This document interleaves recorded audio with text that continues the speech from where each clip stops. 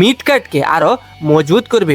তার finisher whisper to the beast দুর্দান্ত ছিল। তাই আজকের এনএক্সটির এপিসোডটা ছিল পরিষ্কার গল্পের উপর জোর দেওয়া একটি শো।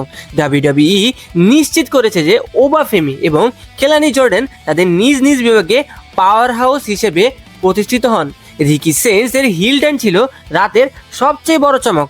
যদিও জিভন ইভান্সের হার ফ্যানদের মন খারাপ করেছে, কিন্তু এটি ভবিষ্যতের জন্য একটি তীব্র ফিউড তৈরি করে দিয়েছে। আমার চূড়ান্ত রায় হলো এনএক্সটি সঠিক দিকে এগোচ্ছে। এটি ছিল গল্পের গতি বাড়ানোর জন্য একটি জরুরি এপিসোড। তো বন্ধুরা, আজকের এনএক্সটি এপিসোডের কোন দিকটি আপনার সেরা লেগেছে? রিকি সেন্সের হিল টার্ন কি সঠিক সিদ্ধান্ত ছিল? ওবাফেমির রাজিত্ব কি কেউ ভাঙতে পারবে? কমেন্ট বক্সে আপনার মতামত জানাতে ভুলবেন না। এবং প্রতিদিনের রেসলিং ভিডিও দেখতে অবশ্যই আমাদের চ্যানেলকে সাবস্ক্রাইব করুন এবং নোটিফিকেশন বেলটি ক্লিক করুন, এবং বিশেষ খবরের জন্য ফেসবুকে আমাদের ফলো করুন। দেখা হবে পরের রেসলিং ভিডিওতে। ততক্ষণ ভালো থাকবেন। Have a good day.